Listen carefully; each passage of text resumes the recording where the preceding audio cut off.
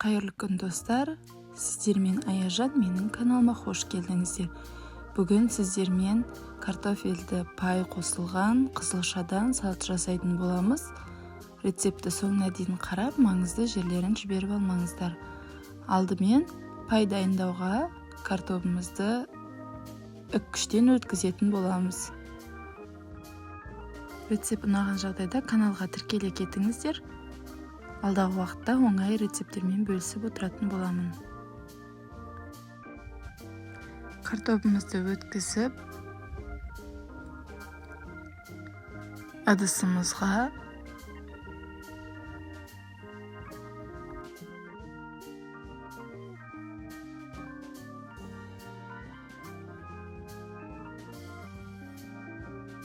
салқын су құйып 5-10 минутқа қойып қоятын боламыз. Картоптың крахмалдары шығуы қажет.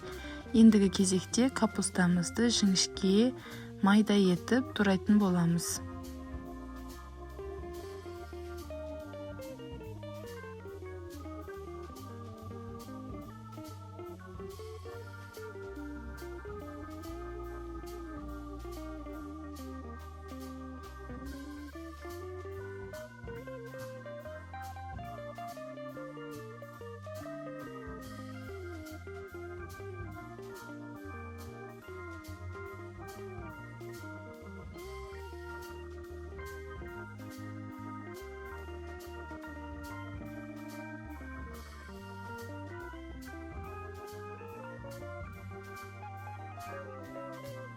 Капустамызды турап болғаннан соң сәбізімізді үккіштен өткіземіз.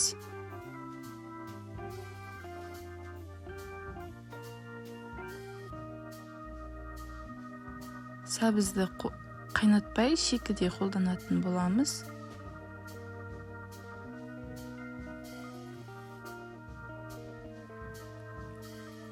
Сәбізімізді өткізіп,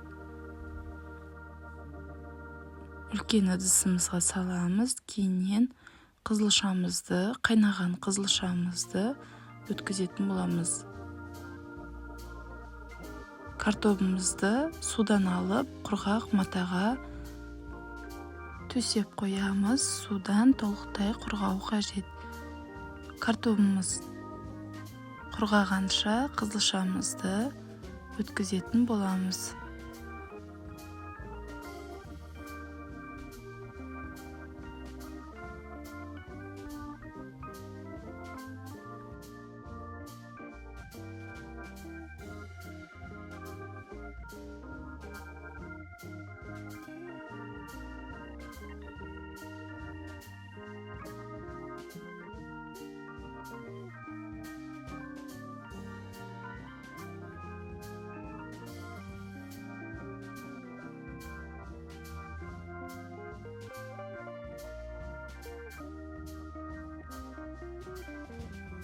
Және де бізге консервідегі горох қажет болады. Осылайша горохтарымызды салып, осы аралықта газге табамызға май құйып қыздырып қоятын боламыз.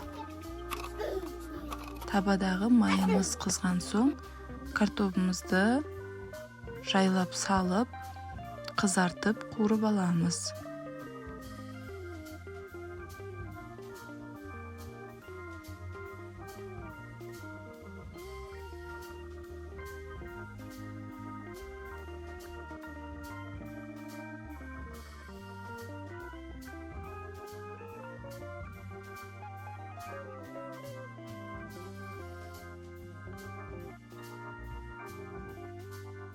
Картопымыз қызарғанша салатымызға майонез саламыз. Дәміне қарай тұз салып, жақсылап араластыратын боламыз.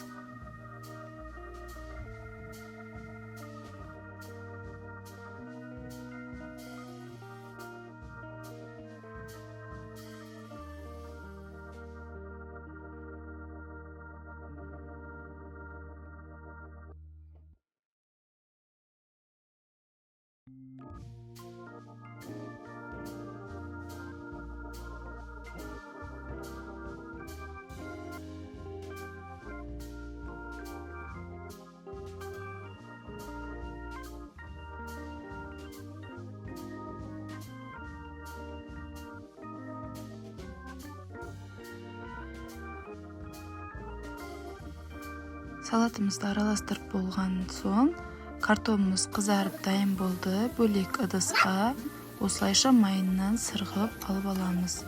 Кейін салатымызды тарелкаге салып, үстінен картофелді пайымызды салып, дастарханға ұсынуымызға болады. Салат өте дәмді шықты. Үйдегінің барлығына қатты ұнады. Міндетті түрде жасап көріңіздер. Қонақ келген кезде де жасасаңыздар болады. Ас болсын баршаңызға.